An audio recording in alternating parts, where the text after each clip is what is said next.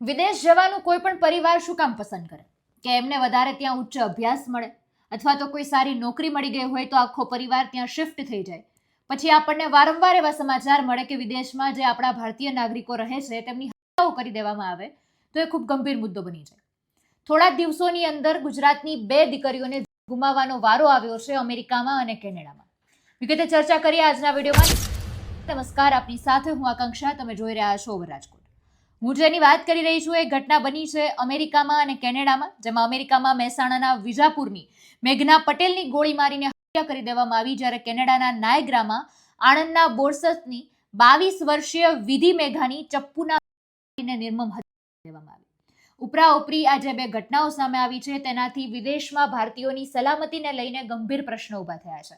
કારણ કે રોજગારી, ઉચ્ચ અભ્યાસ, લાખો રૂપિયાની નોકરીઓ, તેના લીધે જ પરિવાર ત્યાં જતા હોય છે. અને આપણે જાણીએ છીએ અમેરિકા અને કેનેડા જેવા દેશોમાં તેઓ સ્થાયી થતા હોય છે, પણ લૂંટના ઈરાદે કે બીજા કોઈ કારણોસર તેમની હત્યા દેવામાં આવે, આવા કિસ્સાઓ આપણને વારંવાર સાંભળવા મળે. ગુજરાતની આ બંને દીકરીઓ છે, ઉત્તર ગુજરાત અને મધ્ય ગુજરાત, તેમને પોતાનો ગુમાવવાનો વારો આવ્યો છે. પ્રથમ ઘટના અમેરિકામાંથી સામે આવી, જેમાં મૂળ મહેસાણા જિલ્લાના વિજાપુર તાલુકાના જંત્રાલ ગામની આ દીકરી હતી. તેનું નામ હતું મેઘના પટેલ. પોતાના પરિવાર સાથે છેલ્લા ઘણા સમયથી ત્યાં સ્થાયી થયેલી છે. અમેરિકામાં વકરી રહેલી ગન વાયોલન્સ વચ્ચે એક અજાણ્યા માથાભારે શખ્સે મેઘના પટેલને નિશાન બનાવી અને તેના સીસીટીવી ફૂટેજ પણ સામે આવ્યા છે કે કઈ રીતે નિર્દયતાથી તેની કરી દેવામાં આવી. સમાચાર સામે આવતા જંત્રાલ ગામથી માંડીને સમગ્ર પંથકમાં શોક વ્યાપી ગયો છે. બીજી જે ઘટના આવી કેનેડામાંથી, નાયગ્રા રીજન વિસ્તારમાંથી, કે જ્યાં જિલ્લા બોરસદની, આણંદ જિલ્લાના બોરસદની વતની 22 વર્ષની વિધિ, આ યુવતી છેલ્લા 4 વર્ષથી કેનેડામાં રહે છે. અભ્યાસ અર્થે ત્યાં ગઈ હતી. ભારતીય વિદ્યાર્થીઓની જેમ તેને પણ ત્યાં ભણવાની સાથે પોતાનું ગુજરાન ચલાવવા માટે તે નોકરી કરતી હતી.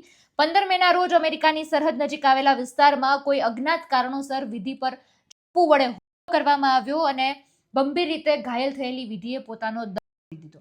લૂંટના ઈરાદે કે કન્ય કોઈ અદાવતમાં હત્યા થઈ છે કે કેમ એ કારણ હજુ સ્પષ્ટ નથી થયું. સ્થાનિક પોલીસ તે અંગે તપાસ કરી રહી છે. પણ અહીંયા પ્રશ્ન એ નથી. પ્રશ્ન એ છે કે ભારતીય નાગરિકોની સલામતીનું શું, અને એ જે વિદેશોમાં જાય છે પરિવારનું શું? કારણ કે આ કોઈ 2 જ કેસ સામે આવ્યા હોય એવું નથી.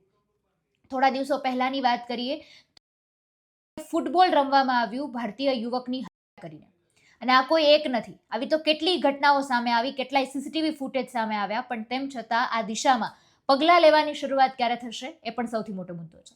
સમગ્ર મુદ્દાને તમે કઈ રીતે જોવો છો કમેન્ટમાં જણાવજો. ફરી મળીશું. મને રજા આપશો. નમસ્કાર.